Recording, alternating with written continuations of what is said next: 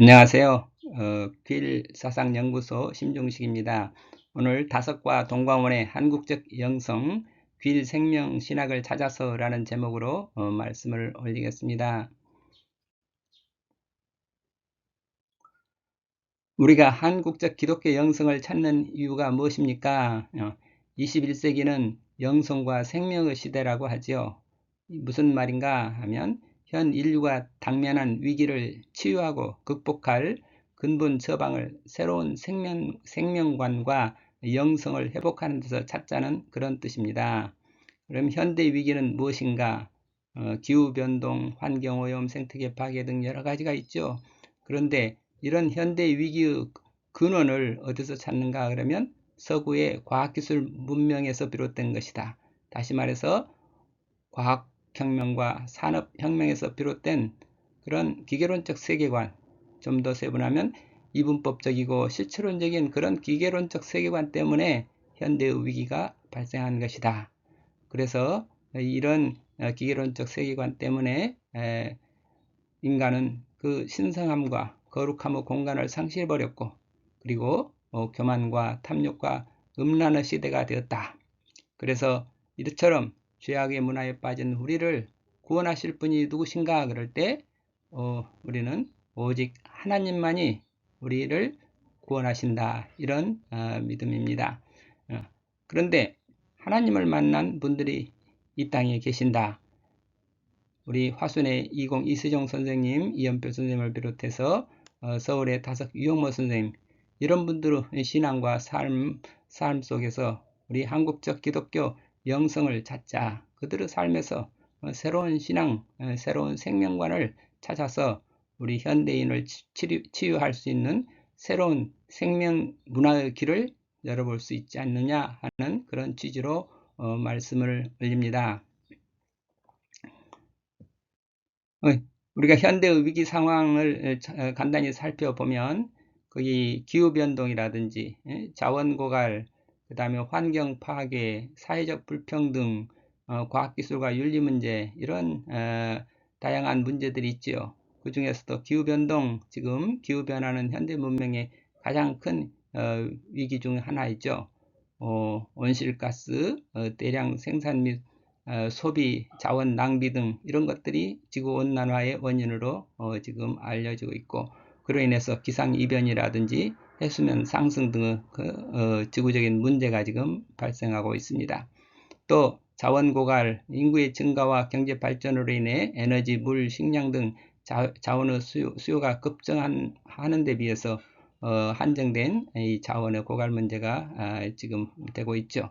환경 파괴, 산림이 파괴되고, 그리고 또 지금 현재 그로 인해서 여러 생물 다양성이 자꾸 감소되고 있고, 생태계가 붕괴되고, 이런 여러 가지 지금 환경 파괴 문제도 온 생명의 위협을 받고 있는 그런 지구적 생명의 문제죠. 또 사회적 불평등과 양극화, 과학기술과 윤리 문제, 최신의 지금 부의 불균형과 사회적 양극화가 아주 심화되고 자꾸 날이 갈수록 심화되는 그런 현상이 나타나죠. 그것은 또 정치, 경제적인 측면만이 아니고 교육이라든지 건강, 이런 취업계 등 여러 가지 영역에 있어서도 사회적 불안정 위기를 일으키고 있죠.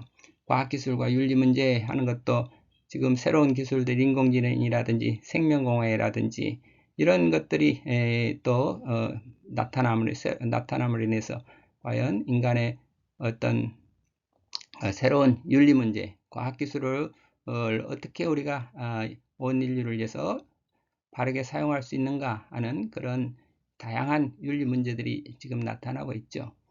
그런데 오늘날과 같은 그런 위기가 왜 어떻게 발생됐을까?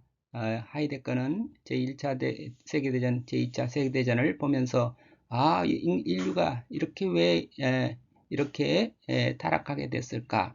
그 원인을 공부하면서 현대를 존재 망각의 시대라 했습니다. 존재 망각의 시대. 하이데거는 과학기술 문명 현대를 존재 망각의 시대라 하고, 인간의 구원은 오직 하나님만이 가능하신데, 인간은 지금 존재 망각 시대를 살고 있다 그랬습니다. 존재 망각이라고 하는 것은 우리 크리스찬들에게 있어서 쉽게 말하자면 우리 하나님을 잊어버린 그런 시대다 하겠습니다. 다시 말해서 존재라고 하는 것은 사람이 사람 되게 할 수 있는 사람다움의 어떤 근원이 존재인데 그 근원을 사람다움 나 자신의 뿌리를 잃어버림으로 말미암아서 내가 지금 그 사람다운 사람됨을 잃어버리고 말았다. 그 결과 이 세상이 이처럼 죄악에 빠지게 됐다. 이런 뜻이라 풀이해 봅니다. 다시 말해서 존재는 우리가 하나님과의 관련 속에서 우리는 참 사람이 될 수 있고 하나님을 떠나서는 사람이 될 수 없는데 우리는 그만 하나님과 그 관계, 살아계신 하나님을 잊어버리고 말았다. 그러니까 하나님은 죽은 자의 하나님이 아니고 우상의 하나님이 아니고 살아계신 하나님이신데 그런데 이미 니체가 말한 대로 우리 문화 속에는 정말 살아계신 하나님은 사라져버렸고 인간이 만든 문명의 우상을 지금 하나님으로 섬기고 있지 않느냐. 그래서 신은 죽었다. 과학기술 문명의 도래와 더불어 추방된 하나님, 현대 문명이 죽여버린 하나님, 그 하나님이 다시 살아나실 부활의 날은 언제 나올까? 참고로 누가복음 18장 8절에 보면 예수님께서 말씀하시죠. 내가 다시 올 때 세상에서 믿음을 볼 수 있겠느냐? 이 말씀이 우리에게 주는 울림이 크다고 봅니다. 물론 지금 아직도 세계 수억 명의 크리스찬들이 있고 우리나라에 지금 2천만 명이 넘는 크리스찬이 있다고 하지만 그렇지만 많게는 2천만 명 그런데 1,000만 명 적게는 하여튼 1,000만 명이라 하더라도 어마어마한 숫자들이 지금 하나님을 섬긴다고 우리가 크리스찬이라고 하지 않는가? 이런 생각을 할 때 이게 지금 우리가 현대는 존재 망각의 시대라 하는 말에 대해서 별로 공감이 안 되는 그런 분들이 대부분 많을 텐데 저도 이걸 어떤 의미로 이렇게 받아들이나 하이데거가 왜 이렇게 존재 망각의 시대라 하나님을 찾는 사람이 많은데 그런데 지금 스피노자도 마찬가지고 자 교회를 다닌다고 하나님을 섬긴다고 하는 많은 사람이 있지만 참 신앙을 볼 수 있겠느냐 진짜 신앙을 볼 수 있겠느냐 내가 이런 생각을 할 때 내가 진짜 살아계신 하나님을 지금 모시고 있는가 내가 진짜 내가 믿는 나는 참 하나님을 뵙고 지금 모시고 살고 있는가 만약에 그렇다면 내 삶이 성인처럼 돼야 될 텐데 아직도 여전히 이런 탐욕과 교만과 그런 어떤 음란의 그런 문화 속에서 내가 벗어나고 있지 못하는 거 아닌가. 그 이유는 하나님을 내가 진정으로 살아계신 하나님을 모시고 있지 못하기 때문에 다시 말해서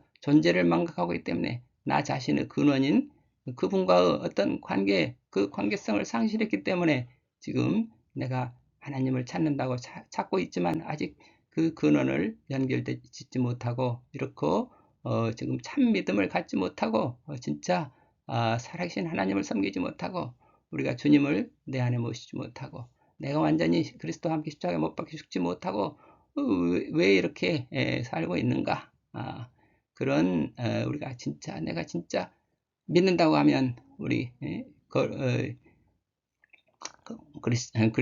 여러 성인들과 같은 그런 질적으로 다른 삶을 살 수 있을 텐데 이런 생각에서 또 하나님께서 의인을 볼 수 있겠느냐 정말 우리 시대에 참 믿음을 가진 사람을 볼 수 있겠느냐 그럴 때 저 자신부터 정말 어떻게 하면 정말 참 하나님을 모시고 나 자신의 구원받은 자로서 그런 어떤 거룩한 삶을 살 수 있을까 이런 생각을 할 때 좀 더 하이데거가 진단한 이 시대는 존재 망각 시대라 하는 그런 의미가 좀 더 공감이 되지 않을까 싶습니다. 그런데 하이데거는 마지막에 또 인터뷰를 하면서 현대인들에게 이렇게 하나님을 지금 온 인류를 구원해 주실 유일한 분 하나님이 오셔야 되는데 그 하나님을 찾기까지는 아마도 300년은 걸리지 않겠는가, 그렇게 예언을 했습니다. 다시 말해서 존재만각의 시대를 사는 현대인이 다시 하나님을 모시는 그 성스러운 공간을 찾으려면 전혀 새로운 사유방식이 필요할 것이다. 하나님을 어디 가서 만나야 되는가? 우리 속에 정말 거룩하고 깨끗한 성스러운 공간 속에 주님을 만나 뵈야 돼서 주님을 뵈야 되는데, 그걸 찾으려면 그걸 새로운 사유방식이 필요할 것이다. 그러니까 지금의 철학이나 지금의 과학이나 지금의 종교, 이런 지금의 철학과 과학과 종교, 이런 문화, 우리 현대 문화 현대 문화가 달라지지 않으면 그런 어떤 이 하나님을 모시는 그런 새로운 문화가 나타날 수 없지 않겠느냐. 그런데 그럼 어떤 이 사유방식이 필요한가? 어떤 새로운 길이 무엇일까? 그것에 대해서 하이데거 자신도 모른다. 자기도 모른다 그랬습니다. 그래서 지금 우리는 이 땅에서 거룩하신 하나님을 만나서 그런 어떤 성자가 되신 분, 성스러운 삶을 사셨던 그런 분들이 계셨다. 그래서 우리는 그런 분들을 통해서 그 하이데거가 알고자 했던 새로운 길을 우리가 모색해 볼 수 있지 않겠는가 하는 것이 제가 오늘 발표하고자 하는 그런 취지입니다. 즉, 이 땅에는 정말 전혀 우리가 살아계신 하나님을 만나 뵙고 전혀 새롭게 달라진 삶을 살았던 그런 분들이 계시다. 대표적으로 이공이세종 선생님이나 이연필 선생님이나 다섯교영모 선생님이나 이런 분들인데, 이건 광주 전남 지역에서는 가장 잘 알려진 이공이세종 선생님과 맨발의 이연필 선생님인데, 이공이세종 선생님은 1897년에 태어나셔서 1942년에 세상을 떠나셨는데 일제시대를 사신 거죠.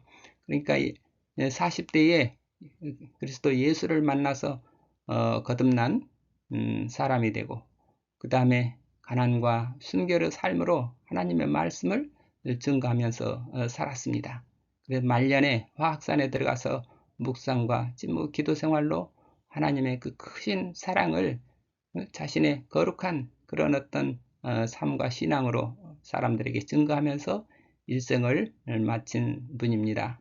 그리고 맨발의 성자로 알려진 이연필은 그 이세종 선생님의 제자인데, 17세에 예수를 믿고 20세에 광주에서 있는 에비슨 선교사가 세운 농업실습학교에 들어갔으며 독신전도단 그리고 서서평 선교사의 주일 확장 학교 교사, 전도사 등으로 활동을 합니다. 그러다가 26세에 이세종 선생을 만나가지고 새로운 신앙의 전기를 맡게 됩니다. 그래서 이세종 선생의 뜻에 따라서 순결과 가난, 청빈과 순명의 그런 어떤 수도 생활을 시작을 하게 되고, 그래서 화학산에 들어가서 깊은 기도 끝에 결국 거듭나서 새로운 복음의 전도자로 나서게 됩니다. 그래서 1943년 남원 방문을 계기로 해서 거기에서 신앙 공동체가 형성이 되었고, 그 신앙 공동체가 광주로 와서 정인세, 오북한, 그 다음에 김준호 선생님 등과 함께 정빈, 순결, 순명이라는 그런 개신교 수도원인 동광원을 열고, 동광원에서 많은 고아들을 돌보고, 그 다음에 폐질 환자들을 돌보고, 그런 어떤 이 땅에서 가장 소외되고 어려운 사람들과 함께하는 그런 삶을 보여주었습니다. 우리 다섯유영모 선생님은 서울에서 태어나서 자라신 분인데, 이 16세에 연동교에서 세례를 받고 부르신 지 38년 만인 52세 때에 1942년 하나님을 만나는 그런 거룩함의 세계로 들어가서 믿음에 들어갔다고 그랬습니다. 여기서 부르신 지 세례받고 하나님께서 자기를 부르신 지 38년 만에 드디어 믿음에 들어갔다. 그래서 다섯 선생님의 특징은 날마다 살아온 날수를 세면서 일조하식 일언인을 실천하고 묵상과 기도 생활로 하나님의 말씀을 증가하면서 일생을 마쳤습니다. 그래서 우리에게 남겨주시기를 여러 가지 영성시, 종교적인 영성시를 한글로, 한시로 2000여 편